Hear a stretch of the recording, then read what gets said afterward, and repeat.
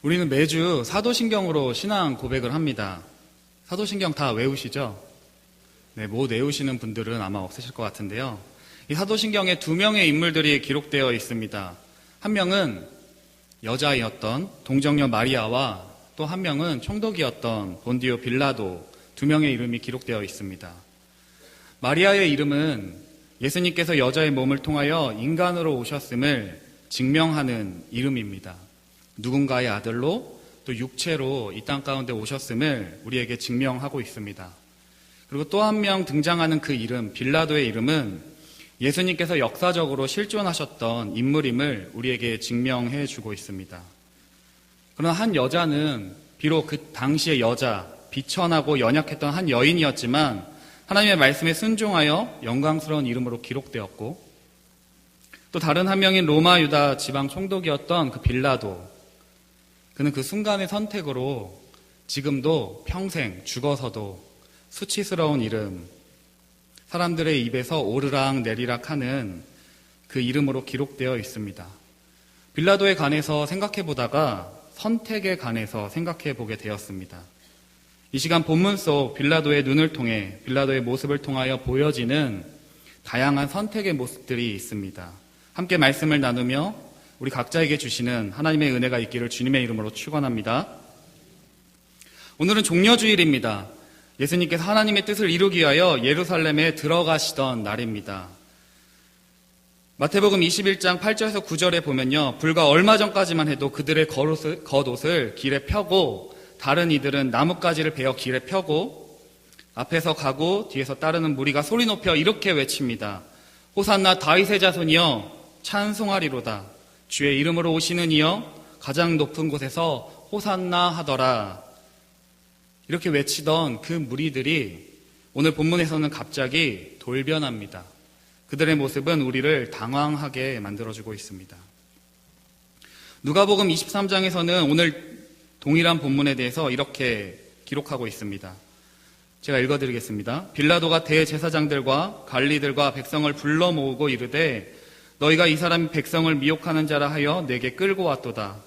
보라, 내가 너희 앞에서 신문하였으되 너희가 고발하는 일에 대하여 이 사람에게서 죄를 찾지 못하였고 헤롯이 또한 그렇게 하여 그를 우리에게 도로 보내었도다. 보라, 그가 행한 일에는 죽일 일이 없느니라. 그러므로 때려서 놓겠노라. 이렇게 빌라도가 무리들에게 이야기할 때 무리가 일제히 소리질러 이르되 이렇게 외칩니다. 이 사람을 없이하고 바라바를 우리에게 놓아주소서 하니. 누가복음 23장 23절은 이렇게 되어 있습니다. 그들이 큰 소리로 재촉하여 십자가에 못 박기를 구하니 그들의 소리가 이긴지라. 얼마 전까지만 해도 호산나 다윗의 자손이여 외치던 그 무리들이 갑자기 저 예수를 못 박고 예수 바라바를 놓아주라, 우리에게서 놓아주소서 하는 이렇게 돌변하는 행동을 보여주고 있습니다. 갑자기 무리들은 왜 예수를 못 박으라고 소리쳤을까요? 아마 자신들이 기대하던 메시아의 모습과 달랐고 또 하나님의 아들이라고 하는 유대인들에겐 신성 모독과 같은, 유대인들이 가장 혐오하던 그 죄들을 저질렀다는 대제사장들과 서기관들의 설득에 넘어갔던 것 같습니다. 오늘 본문인 마태복음 27장 20절에 이렇게 기록하고 있습니다. 대제사장들과 장로들이 무리를 권하여 바라바를 달라 하게 하고 예수를 죽이자 하게 하였더니. 대제사장들과 장로들이 무리를 권합니다. 잘못된, 거짓된, 왜곡된 가르침을 이야기하면서 선동하고 있습니다. 무리들은 그들의 게임에, 그들의 설득에 넘어가 바라바를 놓아주고 예수를 십자가에 못 박으라고 외치게 되었습니다.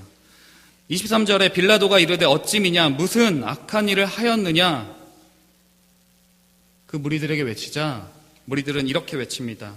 그들이 더욱 소리질러 이르되 십자가에 못 박혀야 하겠나이다 하는지라. 우리는 여기서 무리에 대해서 생각해 볼 수 있습니다.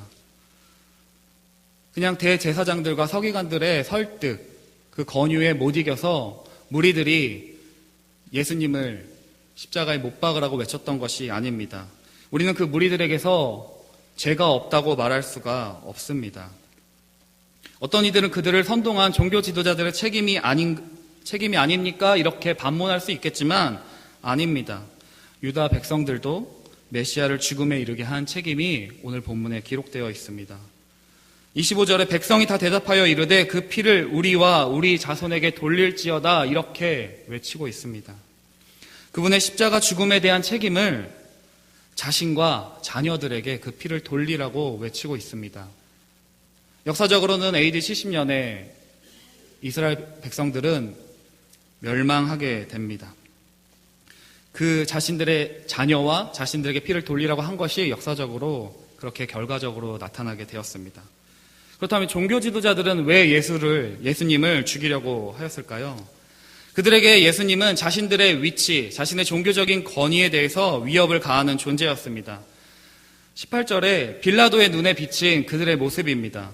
이는 그가 그들의 시기로 예수를 넘겨준 줄 알미더라.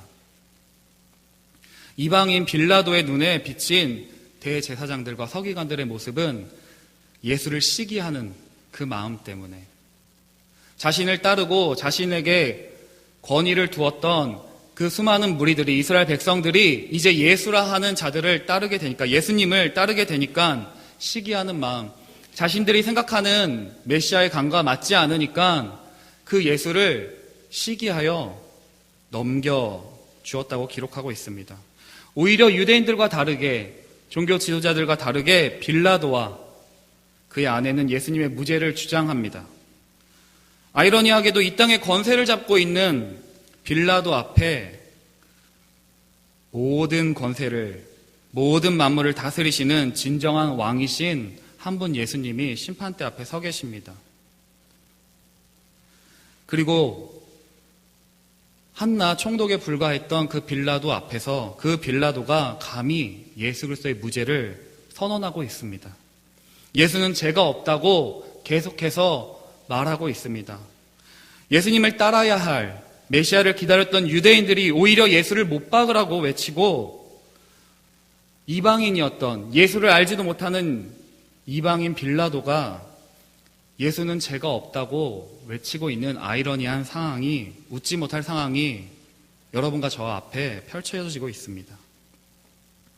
성경은 빌라도의 눈을 통해서, 빌라도의 모습을 통해서 유대 종교 지도자들과 그들의 백성이 얼마나 끔찍한 선택을 했는지 여러분과 저에게 보여주고 있습니다. 빌라도는 죄인 가운데 하나인 바라바와 그리스도 예수 가운데 무리들이 선택하도록 하였습니다.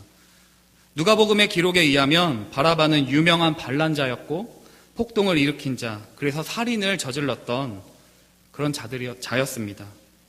요한복음의 기록에 따르면 빌라도가 밖으로 나가 그 무리들에게 이렇게 외칩니다. 너희가 무슨 일로 이 사람을, 이 예수를 고발하는가? 무리들이 대답합니다. 이 사람이 행악자가 아니었더라면 우리가 당신에게 넘기지 아니하였겠나이다.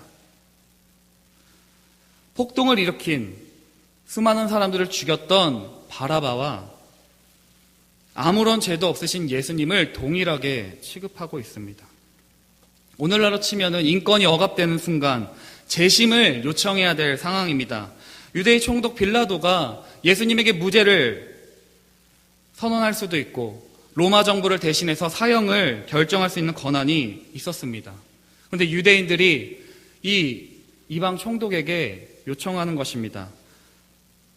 민심을 현혹하고 로마의 질서를 위협하고 가이사에게 내는 세금을 거부하도록 선동하였고 스스로 왕이라고 외쳤던, 그래서 로마 왕권에 도전하였다는 억울한 누명을 씌워서 지금 예수를 십자가에 못 박으라고 이야기하고 있는 것입니다.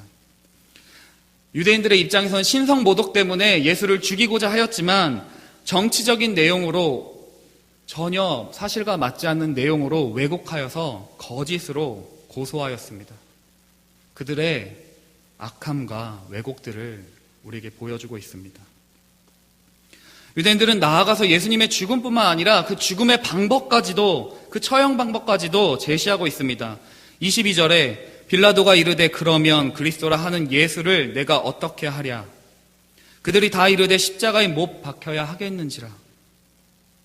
십자가 처형은 유대인들의 방법이 아니었습니다. 유대인들의 방법은 우리가 스데반 사건에서 알 수 있듯이 돌을 던져 죽이는 것이었습니다.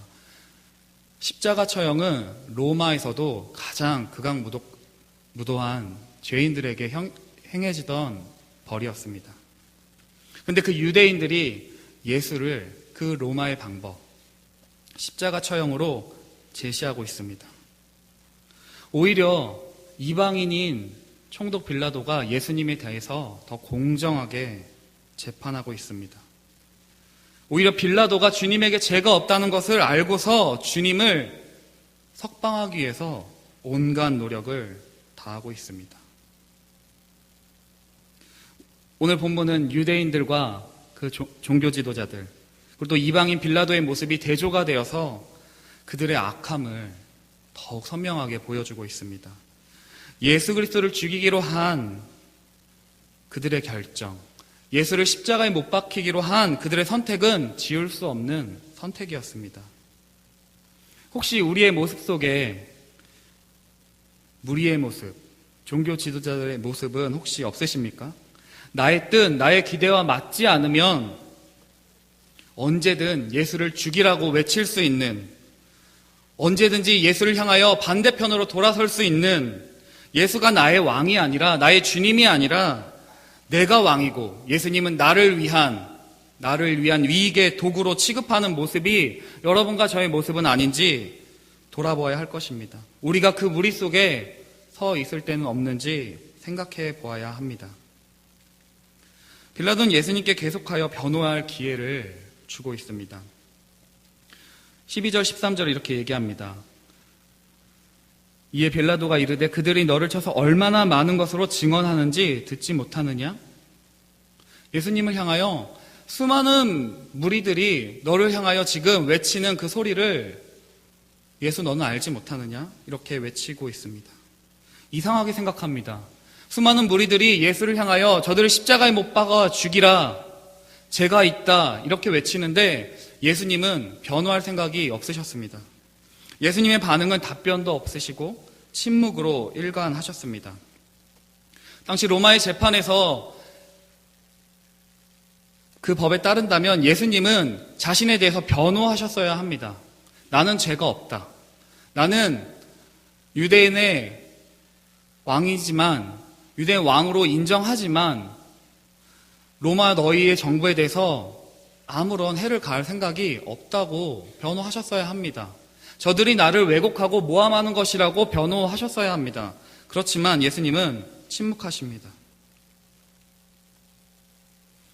왜냐하면 예수님은 자신이 재판을 받아 고난을 당해 넘겨지는 것이 하나님의 구원을 성취하는 것임을 알고 계셨기 때문입니다.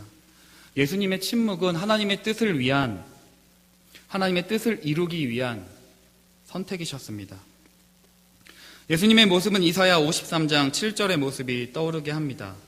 그가 곤욕을 당하여 괴로울 때에도 그의 입을 열지 아니하였으며 마치 도수장으로 끌려가는 어린 양과 털 깎는 자 앞에 잠잠한 양같이 그의 입을 열지 아니하였도다. 여기서 우리는 침묵하셨던 예수님의 선택에 대해서 생각해 볼 수 있습니다. 예수님께서 십자가에 못 박히기로 못 박아 죽게 될 것은 원래부터 하나님이 정하셨던 계획입니다. 구약에서는 나무에 달린 자마다 저주 아래 있는 자라고 말했습니다. 그리고 하나님께서는 갈라디아 3장 13절의 말씀처럼 그리스도께서 우리를 위하여 저주를 받은 바 되사 율법의 저주에서 우리를 속량하시려고. 마태복음 20장 19절에 이렇게 기록되어 있습니다. 이방인들에게 넘겨주어 그를 조롱하며 채찍질하며 못 박게 할 것이나. 이미 예수님의 십자가 죽음은 하나님의 선택이셨습니다. 하나님의 계획이셨습니다. 우리를 위하여 그 나무에 달려 저주를 받아 십자가에 죽으심을 기록되어 있고 예수님은 이미 제자들에게 말씀하셨습니다. 요한복음 18장 32절에 이렇게 얘기하고 있습니다. 이는 예수께서 자기가 어떠한 죽음으로 죽을 것을 가리켜 하신 말씀을 응하게 하려 함이러라. 무리들과 대제사장들의 그 악한 선택마저도 이 모든 선택의 배후에는 하나님의 주권적인 선택이 담겨 있으셨습니다. 그들의 악한 선택에도 불구하고 하나님의 계획은 이루어집니다. 예수님이 십자가 죽으셨던 것이 이루어집니다. 우리의 악한 선택마저도 하나님의 일을 이루는 것에 멈출 수가 없습니다. 그러나 이 사실이 하나님의 주권적인 계획 아래 십자가 죽으심이 계획되었다고 한들 무리들의 면죄부가 되어줄 수 없습니다. 그것이 우리를 위한 면죄부가 될 수 없습니다. 하나님 앞에서의 선택으로 그 무리들은 심판을 받게 될 것입니다. 또 어떤 이들은 선택으로 상급을 받게 될 것입니다. 하나님의 앞에서의 선택으로 여러분과 저도 심판도 상급도 받을 것입니다. 침묵하셨던 십자가의 길을 걸으셨던 예수님의 선택은 하나님의 뜻을 위한, 우리를 위한 선택이셨습니다. 겟세마네 동산에서 그러나 나의 원대로 마시옵고 아버지의 원대로 하옵소서의 기도를 하셨던 예수님의 선택이셨습니다. 하지만 여러분과 저의 선택은 어떠합니까? 하나님의 뜻과 충돌되고 있지는 않으십니까? 우리는 기억해야 합니다. 하나님의 뜻을 위한 선택이든 하나님의 뜻과 반대되는 선택이든 하나님 앞에 지울 수 없는 선택임을 기억해야 합니다. 유다 백성들과 예수님의 선택, 그 모습이, 그 선택이 극명하게 대조를 이루고 있습니다. 한쪽은 하나님의 뜻에 반역하는 선택, 또 한쪽은 하나님의 뜻을 위한 선택. 그리고 여기 또 한 명의 선택이 있습니다. 빌라도의 선택입니다. 빌라도는 알았습니다. 그의 아내가 저 옳은 사람에게 아무것도 관여하지 말라고 부탁했습니다. 그리고 그는 유대인들이 예수를 자기에게 넘긴 것이 순전히 악의에서 비롯된 것임을 알았습니다. 마가복음 15장 15절에서는 무리에게 만족을 주고자, 누가복음 23장에서는 그들의 뜻대로 되게 하였다고 기록하고 있습니다. 그날 빌라도는 고민했었습니다. 양심의 가책을 느꼈고요. 예수는 누구인가? 그는 다른 사람들과는 분명히 다른 무언가 있다는 것을 깨달았고 궁금했고 그가 죄인이 아닌 것을 알았습니다. 그의 아내마저도 이 재판하는 일에 관여하지 말라고 말했습니다. 빌라도는 이 선택이 올바른 선택이 아님을 알고 있었지만 바라바를 사면해 주면 안 된다는 것을 알았지만 그는 우리의 생각과는 다른, 진리와는 다른 선택을 하고야 말았습니다. 그는 3번이나 예수는 죄가 없다고 계속해서 말하고 있습니다. 누가복음 23장 4절, 14절, 22절에 이렇게 반복되어 기록되고 있습니다. 이 사람에게 죄가 없도다. 너희가 고발하는 일에 대하여 이 사람에게서 죄를 찾지 못하였고 나는 그에게서 죽일 죄를 찾지 못하였나니 때려서 놓으라. 죄를 찾지 못하였습니다. 빌라도는 분명히 예수님은 아무런 죄가 없으심을 알았습니다.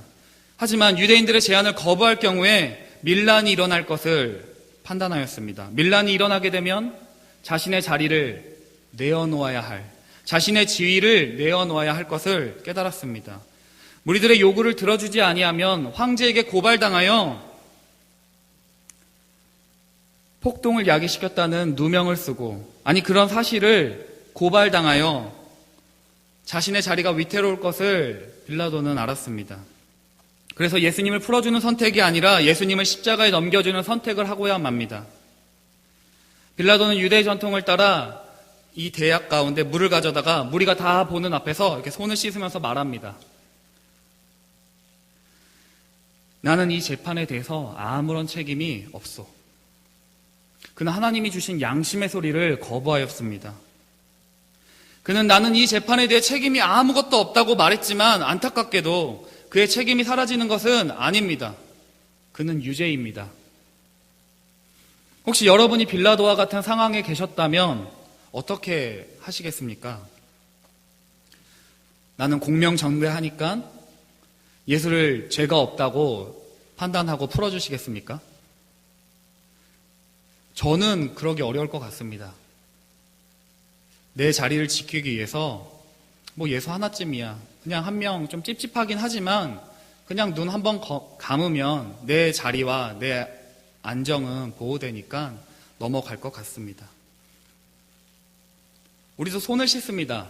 예수님의 죽음에 대해서 책임에서 손을 떼고 싶어 할지 모릅니다. 손을 씻으며 여전히 면죄부를 사려고 할지 모릅니다. 선행이나 구제나 금식 등 어떠한 행위로 죄를 씻어버리려고 할지 모릅니다. 그러나 어떠한 것도 우리의 죄를 씻을 수가 없습니다. 하나님 앞에서 지울 수 없는 선택이기 때문입니다. 우리를 심판하시는 것은 나의 생각이나 나의 어떠한 행위가 아니라 하나님이십니다. 하나님의 기준이 우리를 심판하시기 때문입니다. 빌라도는 무리에게 선택권을 넘겨주면서 선택하기를 포기한 것처럼 보이지만 그것 또한 빌라도의 선택이었습니다. 그들에게 내어주었습니다. 우리는 지금 다양한 선택들을 살펴보았습니다. 무리들의 선택, 종교 지도자들의 선택, 빌라도의 선택, 또한 예수님의 선택. 그러한 선택은 그들이 누군지 말해주고 있습니다. 여러분과 제가 하는 수많은 선택들은 내가 어떠한 사람인지, 내가 누구인지 말해주고 있습니다. 그것이 참 두려운 일인 것 같습니다. 우리는 이렇게 기도합니다. 하나님 앞에 부끄러움 없는 선택을 하게 해주세요. 이렇게 기도하지만 여러분과 제가 하는 선택은 하나님 앞에 부끄러운 선택을 할 때가 참 많은 것 같습니다. 결국 빌라도는 진리이신 예수님보다, 하나님의 아들 예수 그리스도보다 유대 총독이라는 종교 지도자라는 자신의 지위와 권력과 자신의 신념을 더 사랑했습니다. 빌라도는, 무리는, 지도자들은 그들이 했던 선택들은 그들이 진짜 사랑하는 것이 무엇인지 우리에게 말해주고 있습니다. 2017년 오늘 여러분과 저는 어떤 선택들을 하고 계십니까? 우리가 갑자기 어떠한 물건을 사듯이, 아이템을 사듯이, 돈을 주고 어떠한 것을 구입하듯이 선택을 할 때 하나님의 뜻에 합당한 선택을 할 수 있을까요? 그러지 못할 것 같습니다. 매 순간의 선택들이 모여서, 오늘 하루에 순간순간의 선택들이 모여서, 이 순종이 모여서 결정적인 순간에 하나님의 뜻을 위한 선택을 할 수 있을 것 같습니다. 매일의 순종이 없이는 정말 우리에게 심판이 다가오고 어려운 순간들이, 환난이 다가올 때 하나님을 따를 수 없을지 모릅니다. 예수를 못 박은 자들의 선택과 빌라도의 지울 수 없는 그 선택들을 보면서 우리는 생각해 보아야 합니다. 우리가 얼마나 하나님의 뜻에서 쉽게 돌이킬 수 있는지, 얼마나 하나님 반대편에 설 수 있는 자들인지, 우리가 얼마나 예수님과 다른 것들을 저울질하고 있는지를 보게 됩니다. 무엇이 옳은 것인지 알지만 내가 잃을 것들이 두려워서 진리를 외면하고 있는 것은 아닌지 두렵습니다. 말씀을 준비하면서 어젯밤에 여기까지 이제 설교 준비를 다 마치고 이렇게 말씀을 이렇게 다시 한번 이렇게 살펴보았습니다. 어젯밤 제가 내린 결론은 절망스럽다는 것이었습니다.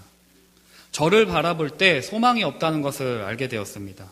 예수를 못 박았던 자들이 저였고, 여전히 비겁하게 세상 속에서 예수를 부인하는 자가 저였고, 빌라도와 같이 나는 예수의 죽음에 아무런 책임이 없다고 오리발 내미는, 손 터고 싶어하는 그런 모습이 제 안에 있음을 고백할 수밖에 없었습니다. 참 절망스럽더라고요. 아무리 멋지게 포장을 한들 제가 그 순간의 선택에 있었다면, 빌라도와 같이, 무리들과 같이 종교 지도자의 자리에 있었다면 똑같은 행동을 할 수밖에 없는 자였음을 부정할 수가 없었습니다. 그러다가 생각이 났습니다.